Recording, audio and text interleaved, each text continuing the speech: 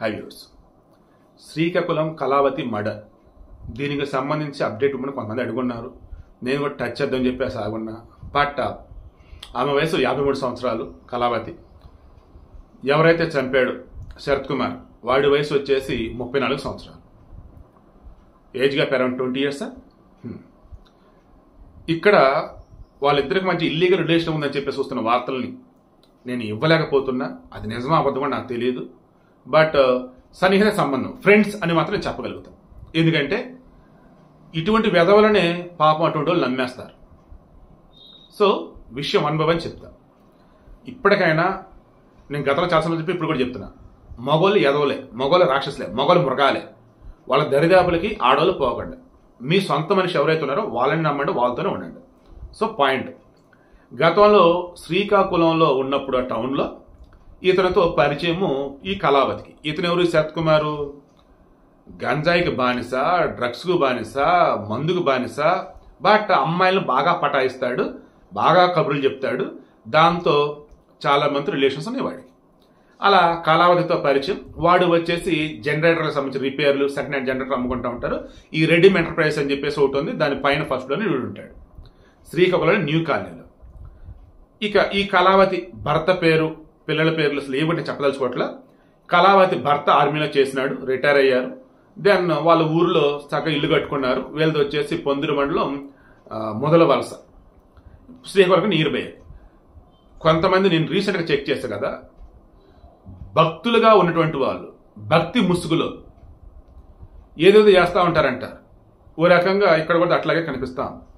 శ్రీకాకుళానికి అప్పుడప్పుడు ఏం వచ్చిందంట, సత్సంగ సభలకు అని చెప్పేసి. అలా మొన్న వచ్చిందేమని చెప్పి వాళ్ళు ఇంట్లో వాళ్ళు అనుకొని నైట్ ఫోన్ చేయాలి. బట్ తర్వాత రోజు చెక్ చేస్తే రాలేదు కదా, ఇప్పుడు కంప్లైంట్ ఇస్తే అప్పుడు తెలిసింది ఆమె శ్రీకాకుళానికి వచ్చింది.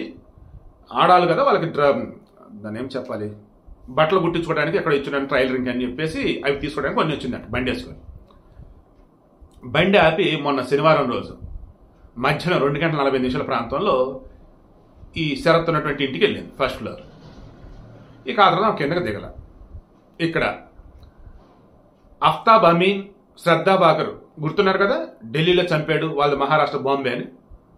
వాడు ఏం చేశాడు ఆ రోజు, ఈమెని చంపి బాడీని ముక్కలు చేసి ఒక ఫ్రిడ్జ్లో పెట్టేసి ఎగైనా మరలా బంబుల యాప్ ఏదో యాప్లో, డేటింగ్ యాప్లో ఒక అమ్మాయిని రూమ్కి తెచ్చుకొని ఇంకా ఆమెతో ఎంజాయ్ చేస్తున్నాడు.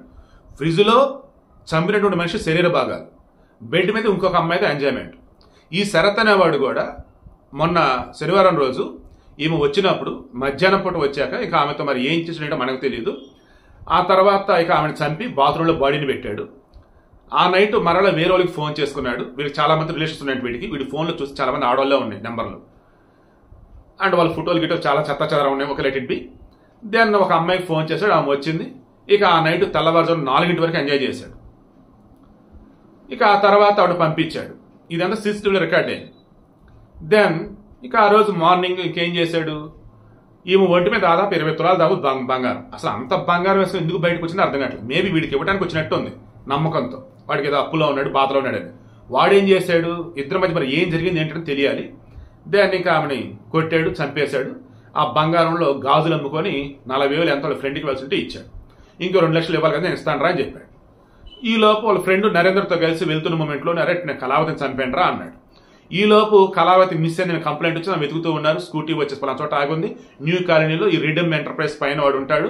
దెన్ అక్కడ అప్పుడప్పుడు ఈ వస్తువు వెళ్తుండేదని తెలిసింది. పైకి వెళ్ళి చూస్తే, ఓపెన్ చేస్తే ఆ ఓనర్ చెప్పింది వీడు ఒక్కడే ఉంటూ ఉంటాడని. ఫ్రెండ్స్ అప్పుడప్పుడు వస్తూ వెళ్తూ ఉంటారు.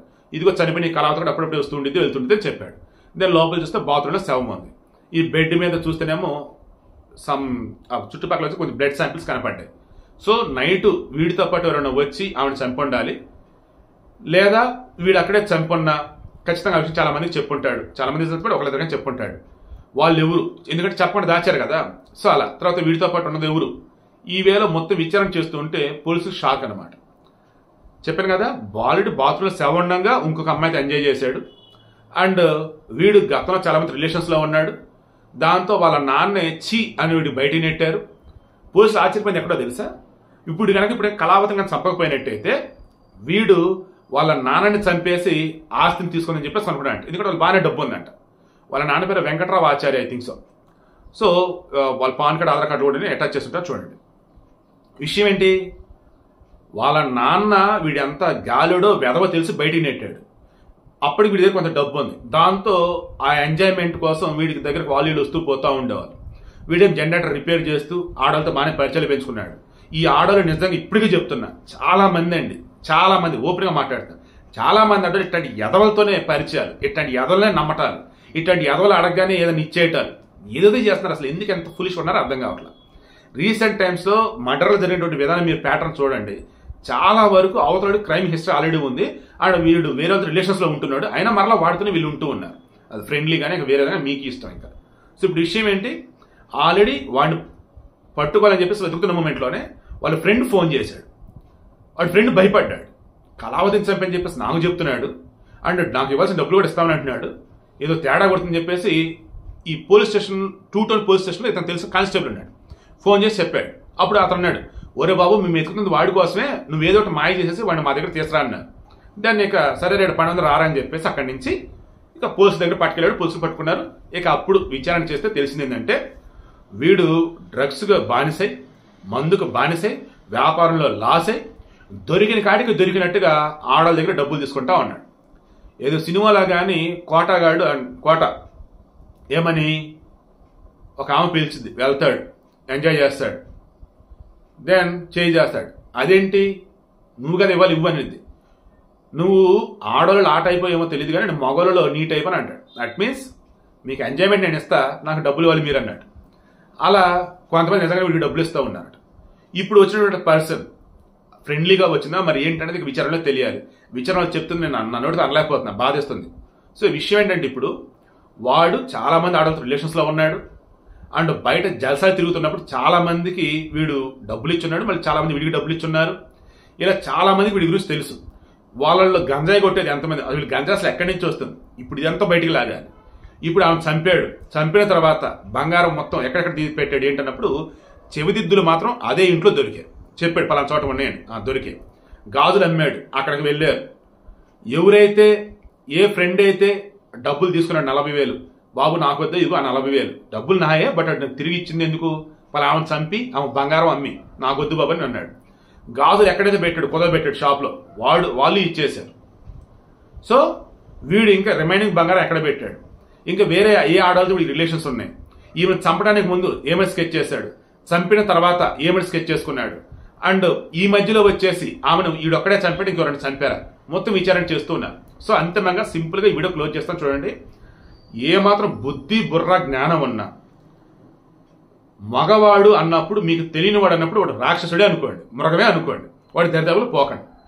అండ్ ఇళ్లల్లో మీ మొగుళ్ళు కష్టపడి మీకోసం సంపాదించి నగలు చేపించి ఇల్లు కట్టించి ఈవెన్ మీ బిడ్డలు కూడా మిమ్మల్ని ఎంతో గొప్పగా చూసుకుంటూ ఉంటే మీరు వేరే వాళ్ళతో రిలేషన్సా, వేరే వాళ్ళతో ఫ్రెండ్షిప్లా, దానివల్ల చివరికి రోడ్డును పడాల్సి వచ్చినప్పుడు మీ కుటుంబం అంతా అలా ఆడిపోతారు.